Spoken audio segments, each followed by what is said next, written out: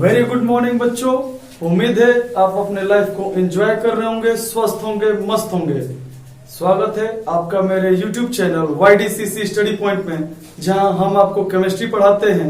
तो इससे पहले हम आज के क्लास को स्टडी करें, आज के क्लास को आगे बढ़ाएं, सबसे पहले कुछ मैं स्पेशल बातें आपको बताना चाहता हूं जो आपको दिमाग में रखना है, कोर्स से रिलेटेड है, पढ़ाई से रिलेटेड है। तो देखिए, अगर बात करें कोर्स रिलेटेड स्ट्रेटेजी की, तो पिछले वीडियोस में हमने स्ट्रेटेजीज आपको बताई है कि किस प्रकार आपको पढ़ना है, कैसे पढ़ना है। तो वो स्ट्रेटेजी 10th और 12th दोनों ही बच्चों के लिए सेम रहेगी, केवल लेवल या क्लास का डिफरेंस आ जाता है बच्चों। तो उसमें एक चीज हमारा छूट गया था टॉपिक, और वो ये था कि जो हमारा बैच शेड्यूल रहेगा वो मंडे टू फ्राइडे मीन्स सोमवार से शुक्रवार तक आपका रेगुलर क्लास चलेगा। रेगुलर क्लास जिसमें आपको पढ़ाया जाएगा, नोट्स बनवाया जाएगा। लेकिन सैटरडे को मीन्स शनिवार को आपका महा मैराथन कोर्स चलेगा।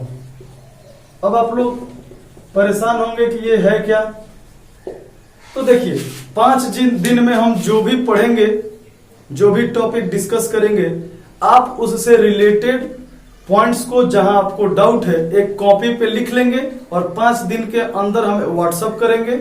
और उन्हीं टॉपिक्स को मैं डाउट के बहाने क्लियर करने की टारगेट करूंगा, प्रयास करूंगा, ताकि आपका पूरे हफ्ते जो आपने पढ़ा है वो क्लियर हो सके।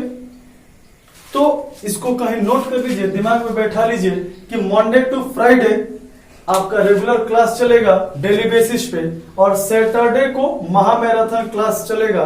और अगर टेक्निकल टीम हमारी मेंटेन कर पाएगी तो मे बी नेक्स्ट संडे से आपका वीडियो क्लास रहेगा। वीडियो क्लास जो कि मोटिवेशन से रिलेटेड रहेगा, प्लस डेली लाइफ प्रॉब्लम को आप हमसे डिस्कस कर सकते हैं। मैं आपको उसकी सॉल्यूशन देने की कोशिश करूंगा। तो इससे पहले हम आगे बढ़ें, आप इसको नोट कर लें और फिर हम आज का पढ़ाई स्टार्ट करेंगे। नोट कर ले बोलूं तो स्टॉप कर देना है। चलो बोलूं कि तो उम्मीद है आपने पॉइंट्स को नोट कर लिया होगा। तो आइए बिना किसी देरी के अपने सिलेबस को स्टार्ट करते हैं। और अगर बात करें बच्चों 10th की केमिस्ट्री सिलेबस की, तो 10th के केमिस्ट्री में बेसिकली 5 चैप्टर हैं। Number 1, number 2, number 3, number 4, number 5। तो आप कंफ्यूज नहीं होंगे, ये चैप्टर के नाम नहीं है, केवल मैंने सीरियल नंबर लिखा है, चैप्टर का नाम लिखना अभी बाकी है। तो सबसे पहला चैप्टर है केमिकल रिएक्शन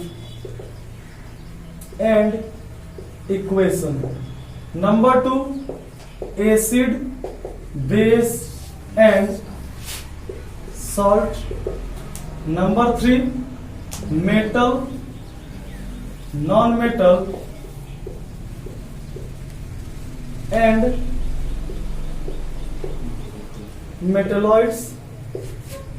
चौथा कार्बन एंड इट्स कंपाउंड। और पांचवा और आखिरी पीरियोडिक क्लासिफिकेशन ऑफ एलिमेंट्स। तो ये 5 चैप्टर हैं 10th में बच्चों। केमिस्ट्री की अगर हम बात करें अगर केमिस्ट्री की, तो टोटल 5 चैप्टर हैं 10th में जो आपको स्टडी करना है, जिसमें से 2 चैप्टर आएंगे नवंबर में ऑब्जेक्टिव, और 3 चैप्टर आएंगे मार्च में डिस्क्रिप्टिव। तो ऑब्जेक्टिव के लिए आपको ज्यादा से ज्यादा क्वालिटेटिव एनालिसिस करना पड़ेगा, डीप स्टडी करना पड़ेगा, जबकि डिस्क्रिप्टिव में आपका कॉन्सेप्ट क्लियर रहेगा तो आप अपने लैंग्वेज में भी लिख पाएंगे। तो आप इसे भी नोट कर लें, फिर हम आज का क्लास स्टार्ट करेंगे।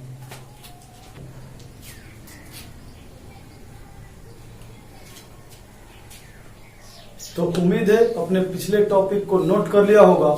तो आइए बिना किसी देरी के स्टार्ट करते हैं अपना सिलेबस। और सबसे पहले बच्चों हम लोग पढ़ेंगे पीरियोडिक क्लासिफिकेशन ऑफ एलिमेंट, क्योंकि कहीं ना कहीं पीरियोडिक क्लासिफिकेशन ऑफ एलिमेंट जो चैप्टर है वो मूल है, वो रूट है पूरे के पूरे इनऑर्गेनिक केमिस्ट्री का। तो इनऑर्गेनिक केमिस्ट्री स्टार्ट करने से पहले मैं आप सबसे रिक्वेस्ट करूंगा कि पहले हम लोग पीरियोडिक क्लासिफिकेशन ऑफ एलिमेंट्स पढ़ें और फिर chemical reaction, acid base and salt, metal, non metal and non metalloids और लास्ट में carbon and its compound chapter पढ़ेंगे। तो चलिए बिना टाइम वेस्ट किए पीरियोडिक क्लासिफिकेशन ऑफ एलिमेंट देखते हैं। Periodic classification of elements. सभी बच्चों से रिक्वेस्ट है कि अभी नोट नहीं करिए, पहले टॉपिक को समझ लीजिए, फिर मैं आपको टाइम दूंगा, नोट कर लीजिएगा, मैं बोल के नोट भी कराऊंगा। बच्चों अगर बात करें पहले चैप्टर की पीरियोडिक क्लासिफिकेशन ऑफ एलिमेंट्स, हमारे हिसाब से चूंकि है ये 5वां, लेकिन सबसे पहले हम इसी को पढ़ेंगे क्योंकि बहुत इंपॉर्टेंट चैप्टर है, बहुत काम आएगा। तो देखिए अगर बात करें पीरियोडिक क्लासिफिकेशन की तो सोचने वाली बात है बच्चों कि इसकी जरूरत क्यों पड़ी, क्यों हमने एलिमेंटों को क्लासिफाई किया, वर्गीकृत किया, क्यों हमने एलिमेंट को एक सिस्टमेटिक तरीके से रखना शुरू किया। तो आइए इस बात को समझने का प्रयत्न करते हैं, कोशिश करते हैं। बच्चे जब आप विद्यालय में जाते होंगे तो स्कूल में अलग अलग क्लास के छोटे बड़े उम्र के बच्चे रहते हैं। तो आप देखते हैं कि जब आप प्रेयर हॉल में जाते हैं, प्रार्थना कक्ष में जाते हैं प्रार्थना करने के लिए, प्रेयर करने के लिए, तो जो आपके टीचर्स होते हैं वो बच्चों को उनके हाइट के हिसाब से खड़ा कराते हैं। मीन्स सबसे छोटे हाइट के बच्चे सबसे आगे रहते हैं, सबसे बड़े हाइट के बच्चे सबसे पीछे रहते हैं। तो एक बात आपको समझ लेना चाहिए कि किसी भी चीजों को जो कि रैंडमली डिस्ट्रीब्यूटेड है, अव्यवस्थित तरीके से इधर उधर बिखरी हुई है, उसको क्लासिफाई करना इसलिए जरूरी है बाबू क्योंकि हम कम समय में सटीक एवं सही जानकारी प्राप्त कर सके। तो समय के साथ जब अलग अलग तत्वों का खोज किया गया, फिर से सुनिए, with grade of time, with gradual increase of time, when elements were discovered, then main challenge among scientists was to classify them and accommodate their places. Means जब पीरियोडिक टेबल का जन्म नहीं हुआ था, जब कोई तत्व ढूंढे नहीं गए थे, तब तक तो कोई समस्या नहीं थी वैज्ञानिकों के पास। लेकिन जब अलग अलग तत्व खोजे जाने लगे, जैसे ऑक्सीजन ढूंढा गया, फिर नाइट्रोजन ढूंढा गया, फिर कार्बन ढूंढा गया कोयले के रूप में, और ऐसे ही जब प्राकृतिक तौर पे पाए जाने वाले अलग अलग तत्वों को खोजा गया, ढूंढा गया, तो वैज्ञानिकों के सामने एक चुनौती था, और वो यह था बच्चों कि उन तत्वों को किस प्रकार रखा जाए कि कम समय में व्यवस्थित तरीके से उनका अध्ययन, उनकी पढ़ाई की जा सके। तो कई सारे कॉन्सेप्ट हैं, कई सारे वैज्ञानिकों ने अपने अपने लॉजिक दिए, थियरीज दी, सिद्धांत दिया। तो देखिए अगर हम बात करें एलिमेंट की, तो पहले जो एलिमेंट ढूंढे जाते थे और केवल नेचुरल होते थे। एलिमेंट जो ढूंढे जाते थे वो नेचुरल होते थे। लेकिन अगर हम बात करें वर्तमान काल की, मॉडर्न टाइम की, तो नेचुरल के अलावा हम आर्टिफिशियल या मैन मेड एलिमेंट भी बनाते हैं। लैब में अलग अलग साइंटिस्ट एक्सपेरिमेंट करते हैं, प्रयोग करते हैं और अलग अलग तत्वों का सिंथेसिस, संश्लेषण करते हैं। तो देखिए नेचुरल जो था पहले पाया जाता था, पहले ढूंढा गया, और आर्टिफिशियल जो है ये वर्तमान में जोड़ा गया है। तो उम्मीद है आपको बातें समझ में आ रही होंगी। तो देखिए जब तत्व खोजे गए तो साइंटिस्टों के सामने चुनौती था कि उनको कैसे एकोमोडेट करना है, कैसे व्यवस्थित तरीके से सजा के रखना है। जैसे आप कल्पना करिए कि आप किसी ग्रोसरी शॉप पे, किराने की दुकान पे जाते हैं, तो अगर आप वहां पे ध्यान देंगे तो प्रत्येक प्रकार के सामान के लिए एक निश्चित स्थान बना हुआ है। उदाहरण के लिए अगर आपको तेल चाहिए होगा, ऑयल चाहिए, तो रिफाइन, सरसों तेल, सोयाबीन ऑयल, सबका एक अलग कॉलम बना है, एक अलग ब्लॉक बना है। इसी तरह अगर आपको चावल, आटा, दाल वगैरह चाहिए तो उसके लिए अलग ब्लॉक बना हुआ है। अगर आपको साबुन चाहिए तो अलग ब्लॉक बना हुआ है। तो ठीक उसी प्रकार बच्चों, अलग अलग एलिमेंटों को भी अलग अलग समूह में, ब्लॉक में रखा गया, रखने की कोशिश की गई। तो यहां तक हमने ये देखा बाबू कि एलिमेंटों को क्लासिफाई करना साइंटिस्टों के लिए काफी टेडियस वर्क था, टेढ़ा काम था। फिर भी साइंटिस्टों ने अपना अपना दिमाग लगा के, एक दूसरे की मदद करके एलिमेंटों को रखना शुरू किया। अब आपके दिमाग में यह सवाल आना चाहिए बच्चों कि ये पीरियोडिक वर्ड क्यों जुड़ा है? पीरियोडिक वर्ड क्यों जुड़ा है? वाई? क्या जरूरत थी इसकी? केवल क्लासिफिकेशन ऑफ एलिमेंट भी कह सकते थे आप। तो देखिए, अगर आप अपने लाइफ को फॉलो करें तो आपका एक दिनचर्या है, डेली लाइफ रूटीन है कि आप डेली 5 बजे उठ जाते हैं, 9 बजे सुबह में विद्यालय चले जाते हैं, 2 बजे आते हैं, फिर खेलने जाते हैं, पढ़ाई करते हैं, भोजन करते हैं, सो जाते हैं। और अगर आप ध्यान देंगे तो आप पाएंगे कि आपकी दिनचर्या को आप प्रतिदिन उसी समय पे पूरा करते हैं। अर्थात 5 बजे डेली आपको उठ जाना है, 9 बजे विद्यालय चले जाना है। ऐसा किसी के साथ नहीं होता होगा कि एक दिन गया 9 बजे, दूसरे दिन गया 12 बजे, तीसरे दिन गया 5 बजे। ऐसा कुछ नहीं होता है।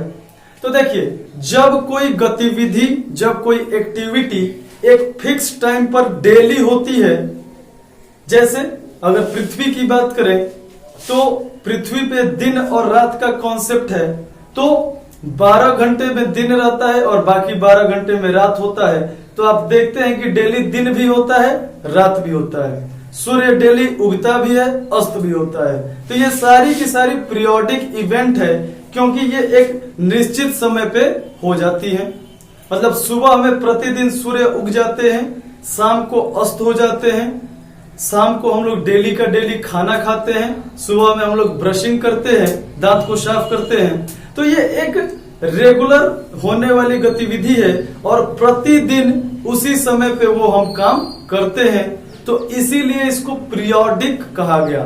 मतलब कि when we repeat anything over a interval of time, it is called periodic. School में भी आप पीरियड का नाम सुनते होंगे, first period, second period, third period, fourth period. तो जब टाइम बीत जाता है तो फर्स्ट पीरियड का बेल बजता है तो नए टीचर आते हैं, फिर सेकेंड पीरियड का और नए टीचर। तो स्कूल में भी, डेली लाइफ में भी, हर जगह पीरियड या पीरियोडिक का कॉन्सेप्ट क्लियरली है, बस आपको उसको एनालाइज करने की देर है। तो अगर आप एनालाइज करेंगे तो पाएंगे कि सारी की सारी गतिविधियां जो कि पीरियोडिक है, जो कि आवर्तता को दर्शाती है, वो उसी समय पे, फिक्स टाइम पे, डेली प्रतिदिन होती रहती हैं। ठीक है। इसी तरह एलिमेंट जो है, तत्व जो है, वो भी एक निश्चित समय के बाद, फिर से सुनिए, जितने एलिमेंट हैं, जितने तत्व हैं, एक निश्चित समय के बाद अपने गुणों को समानता दर्शाते हैं, अपने गुणों में एक रूपता दर्शाते हैं। अर्थात अगर हम जाति व्यवस्था से समझने का प्रयास करें तो जितने भी सिंह हैं, राजपूत हैं, वो वीर होते हैं। इसका आशय बिल्कुल नहीं है कि बाकी जाति वाले वीर नहीं होते हैं। वीर का कोई जाति नहीं होता है, केवल मैं आपको एग्जाम्पल के थ्रू समझाने का प्रयास कर रहा हूं। अगर हम वैदिक काल की बात करें, वैदिक ईरा की भी बात करें, तो उस समय भी लोगों को ब्राह्मण, राजपूत, शूद्र और वैश्य में डिस्ट्रीब्यूट किया गया था, उनके व्यवसाय के आधार पे, उनके क्वालिटी के, प्रॉपर्टी के आधार पे। तो आपको अगर पता हो, शायद आप जानते भी हो कि जितने ब्राह्मण होते थे वो सब के सब वेदों का पाठ करते थे, संस्कृत के श्लोक पढ़ते थे। क्षत्रिय जो होते थे, राजपूत जो होते थे, वो लोगों की रक्षा करते थे। वैश्य जो होते थे व्यापार से संबंधित होते थे, और शूद्र जो होते थे वो दैनिक काम करते थे, घरेलू काम करते थे, समाज की सेवा करते थे। तो अगर आप ध्यान देंगे तो पाएंगे कि अगर कोई इंसान ब्राह्मण होता था तो उसका काम होता था कि वो डेली प्रतिदिन मंदिर में पूजा करेंगे, वेद पाठ करेंगे। तो इसी तरह उनके गुणों की आवृत्ति होती थी, पीरियोडिसिटी होती थी। तो यहीं से पीरियोडिक का कॉन्सेप्ट आया। क्योंकि अब वाई का आंसर करते हैं, क्यों पीरियोडिक आया? क्योंकि after fix interval element were similar to each other, similar to each other. ये आपका इंट्रो क्लास है, तो आप इसको नोट कर लीजिए, फिर हम आगे बढ़ेंगे। तो उम्मीद है अपने पिछले टॉपिक को समझा होगा, पिछले पॉइंट्स को क्लियर किया होगा। तो आइए हम पीरियोडिसिटी को और ज्यादा डिटेल में समझने का प्रयास करते हैं और देखते हैं कि पीरियोडिसिटी है क्या, इसका इंपॉर्टेंस क्या है। तो अगर आप बोर्ड पे ध्यान देंगे बच्चों, तो मैंने 3 कलर से ब्लू, ब्लैक और रेड, 3 कलर से हमने इंग्लिश अल्फाबेट लिखने का प्रयास किया है। 3 कलर से इंग्लिश अल्फाबेट लिखने का प्रयास किया है, ब्लू, ब्लैक और रेड। उम्मीद है आपको अक्षर अच्छे से दिख रहे होंगे, साफ साफ दिख रहे होंगे। तो अगर आप ध्यान देंगे तो पाएंगे कि ए से लेकर ई तक, A B C D E, उसको हमने ब्लू कलर से लिखा। फिर एफ से लेके जे तक, एफ जी एच आई जे, हमने ब्लैक से लिखा। फिर के से लेके ओ तक, K L M N O, red से लिखा। और यही क्रम चलते हुए ब्लैक पे हमने फिनिश कर दिया। तो अगर बच्चे हम आपसे कहें कि ये 26 लेटर थे, 26 अक्षर थे, इनको हमने समानता के आधार पे, सिमिलरिटी के आधार पे अरेंज किया, व्यवस्थित किया, तो हमने देखा कि प्रत्येक 5 अक्षर के बाद या प्रत्येक 5वां अक्षर आपस में बराबर होता था, एक जैसा होता था, समान होता था। जैसे देखिए, इसको समझने का प्रयास करते हैं। अगर हम बात करें ए की, तो ए से आप 5 काउंट करिए, 1 2 3 4, और जैसे ही आप 5 आएंगे बी की तरफ तो सिमिलर हो जाएगा। ये मोशन आपका लेफ्ट टू राइट होना चाहिए। वैसे ही अगर आप बी से 5 काउंट करें, 1 2 3 4 5, तो फिर आपको सी मिल जाएगा। वैसे ही सी से 5 काउंट करें, 1 2 3 4 5, तो आपको डी मिल जाएगा। और डी से 5 काउंट करें तो 1 2 3 4 5, तो आपको ई मिल जाएगा। तो अगर आप ध्यान से देखें तो ए बी सी डी और ई पांचों ही केवल और केवल नीले रंग से लिखे गए हैं, अर्थात एक दूसरे के समान है, एक दूसरे के जैसे हैं। इसी तरह अगर हम ब्लैक वाले की बात करें तो चलिए ब्लैक को समझते हैं। एफ से 5 काउंट करिए, 1 2 3 4 5, तो जी आ गया, ध्यान दीजिए। वैसे ही जी से 5 काउंट करिए, 1 2 3 4 5, तो एच आ गया। तो सिंपली बच्चे हम आपको यही समझाना चाहते हैं कि एक निश्चित समय अर्थात 5 काउंट करते ही जो लेटर आता है वो अपने प्रीवियस लेटर से, वो अपने प्रीसीडर लेटर से सिमिलर होता है, समान होता है, एक जैसा होता है। तो ये पैटर्न आप 26 लेटर में फॉलो करा सकते हैं। चलिए उदाहरण के लिए हम एम को ले लेते हैं, समझने का कोशिश करते हैं। तो एम से आपको simply left to right 5 count करना है, 1 2 3 4 5। तो जैसे ही आप 5 पे आएंगे आप देखेंगे कि आप एम के जस्ट नीचे आ गए हैं। ठीक। या इसी प्रकार पीछे भी अगर काउंट करेंगे 1 2 3 4 5, तो ये भी देखिए, तो L और N दोनों ही M की तरह है, M से सिमिलर है। तो इन्हीं प्रक्रिया को, इसी चीज को हम लोग कहते हैं पीरियोडिसिटी,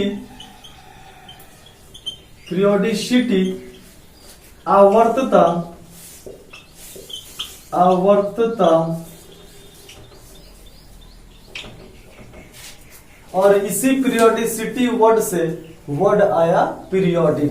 तो जितने भी तत्व थे वो भी आपस में समानता दर्शाते थे और उनके गुणों की समानता के आधार पर उन्हें एक समूह में, एक स्थान पे रखा गया।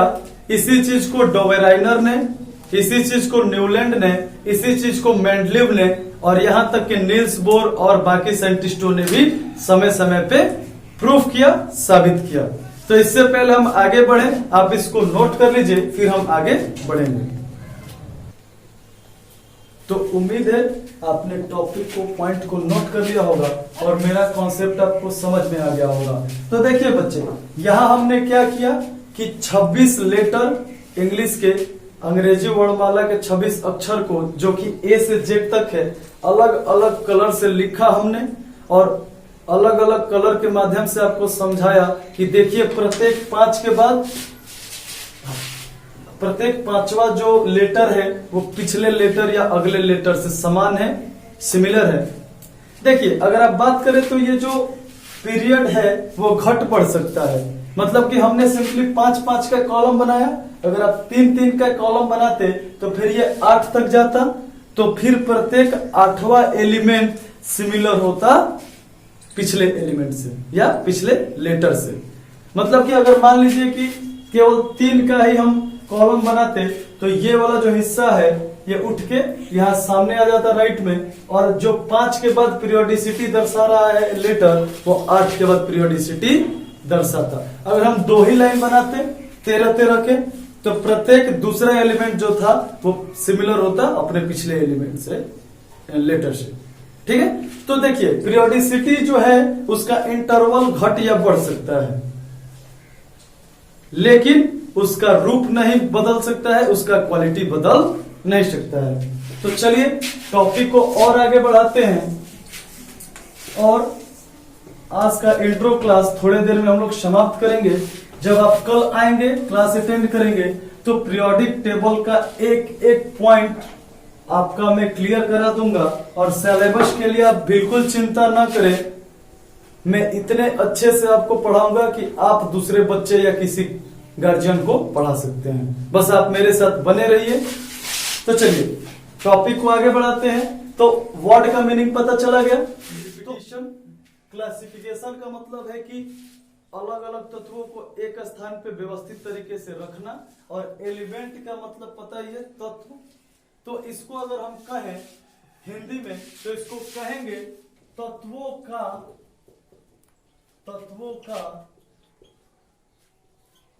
आवर्त वर्गीकरण, तत्वों का आवर्त वर्गीकरण।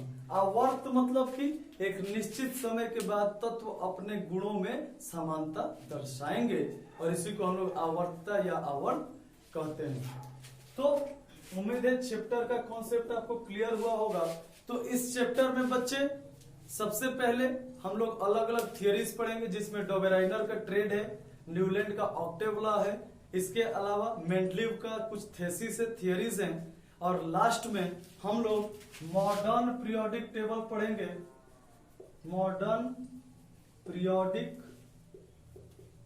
टेबल पढ़ेंगे, जिसको हम extended form of periodic table भी कहते हैं। और जब हम मॉडर्न पीरियोडिक टेबल पढ़ेंगे तो इनऑर्गेनिक का 40% सिलेबस हम यहीं पे कवर कर लेंगे। तो आप इस चैप्टर को बहुत गहनता से, बहुत अच्छे से पढ़ाई करिएगा, क्योंकि ये चैप्टर आगामी 11th 12th BSc first year second year के लिए भी बहुत ज्यादा इंपॉर्टेंट है, क्योंकि पूरा का पूरा इनऑर्गेनिक इसी चैप्टर पे निर्भर करता है, डिपेंड करता है। इसी के साथ आज के क्लास को हम यहीं समाप्त करेंगे। तब तक के लिए आप अपने लाइफ को एंजॉय करते रहिए, स्वस्थ रहिए, मस्त रहिए। जय हिंद।